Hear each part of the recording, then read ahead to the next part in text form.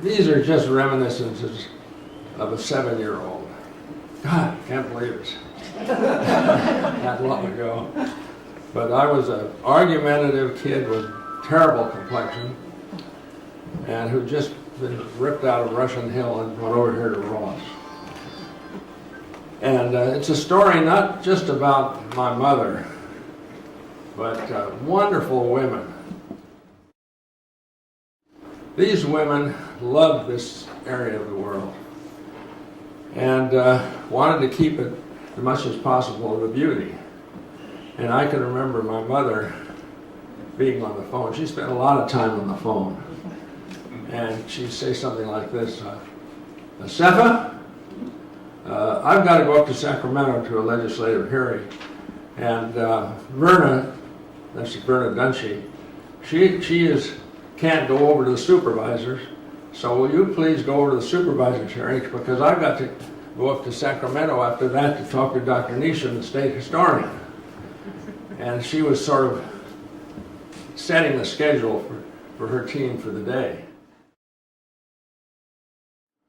To me, of course, we only had one woman in our family, mother. We had 5 brothers, all men, and these women were very, not only beautiful to me, but they had these names. You know, I see where some of the others. Well, there was Verna, Sefa, Portia, Corona Anderson. And they'd start about 7 in the morning filming. It was really something. So they helped her on these, a lot of different projects. There was, they talk about the Bird Refuge or the Angel Island or Samuel Taylor Park. These are just names I heard in my young childhood. Mother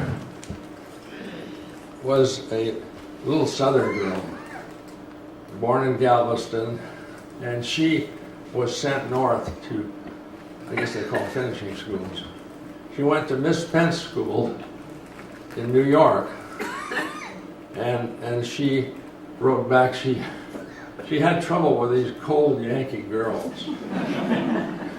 And in fact, and they told her there, they said, Caroline, you know, young ladies do not have southern accents.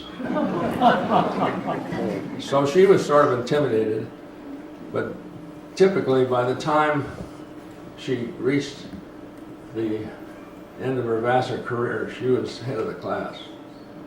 And underneath her picture, this little southern girl, black-eyed southern girl, the legend under her picture was born to excel and to command. Which in those days, I guess, didn't calculate to get you a husband. She said one day, she said, you know, we really need an art gallery down there. We have the Ross Valley Players, the Kittle Barn, we have all these different things. And I guess it was the Coachman's house. And she said, Mrs. Frances Young says she will leave it in her will to have an art gallery. And I said, Mom, you know, she can change her will. Well, Mom said, we got to fix that. How my mom was very practical. Ma, we called her, very practical. And I said, well, you get a pledge from a person saying, I'd passed the bar by then, war was over, and you get them to sign in consideration of the gifts of others and in reliance on the fact you'll have an art gallery, I will promise that. So I wrote it out for her. And we went down to Frances Young's house by Shady Lane, and I said, don't you want me to come in with you? Oh, no. No, she said, no. She didn't want a lawyer there, I guess. Even then, she just was in there, and she waited so long. I thought, oh gosh, this doesn't look good. After a while, she came out. She had a piece of paper in her hand, and she sort of went like that. And she got her signature, and so that's how we got the art gallery. You know, if we put up a deposit on Angel Island, we can hold it off the market to be sold for lots for a year. my share, of course, would be, her share would be $2,500. And you think Dad would go for that? And I said, yes, I did. I thought that. He was proud of her.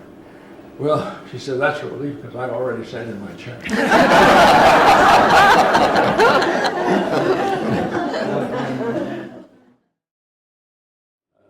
Mr. Samuel P. Taylor had died, and the team, Mother's team, boy, they were on to this. You know, they checked the records, and the taxes were overdue. So Mother went over and to see Mrs. Taylor and phoned her and could never get a hold of her. So Mother, she either took a room in San Francisco or just camped in the lobby until Mrs. Taylor one day finally came down the stairs in the hotel, and she said, Mrs. Taylor, it would just be wonderful if you would donate that land. Of course, it's a huge piece of property out there. And we will pay your back taxes. I think there was something like $60,000 or something like that, which was huge then, of course. But what, she still wasn't selling. Well, Mother said, suppose we call the park the Samuel P. Taylor Park in honor of your deceased husband. That did it. That's how we got Samuel P. Taylor Park for $60,000. And the other was the bird sanctuary, which was out and affords the beautiful view of the bay. And that was going to be made into a Venice by Utah Construction. They were going to put homes in. Imagine that. So Mother got to work, and she found, and these figures are so amazing. She had to raise $200,000 to pay Utah for that whole expanse of water there. About what year was that? That would be in the 50s, I think. 50 plus or minus. I know some of these transactions spread over quite a few years. And so she went to the Audubon Society, and they put up $25,000. So then she went to the Board of Supervisors of Marin, and she said, look, the Audubon Society's put up $25,000. Can you put up the same? So they did. So she had $50,000. Then she went to Belvedere and jawboned them into putting out a open space bond issue. And that was a little more complicated, and the attorney helping Mother got sick. So they said, who should we get for an attorney? And they said, well, let's get Putt. So I worked out the deals between the county and Belvedere, a deal, where if the bond issue passed, then Belvedere would get part of that stretch of water, and the county of Marin would get the rest. And then I had to work out a lease, and the problem was between the birds and the boats, because who had real control? Who could say the refuge could be vacated? And I convinced them. We found out that the birds weren't there when the boats were. And so it must be still in the lease that Audubon gives notice when the birds are up, and the boats have to get out. So we had to get that past the Belvedere Town Council. And I was up there arguing this, this is the lease, and there's the birds and the boats and everything. And it's sort of like Mother getting that pledge from Francis Young. She sort of went like this, and her son wasn't, closing the deal here. And she said, by that time, she had such, the old thing, her presence goes before her. She got up there and she said, gentlemen, this has been a fine meeting, and we've covered all these things about the birds and the boats. It's now time for a vote. And they all said, I remember, yes, Mrs. Livermore. And they voted unanimously.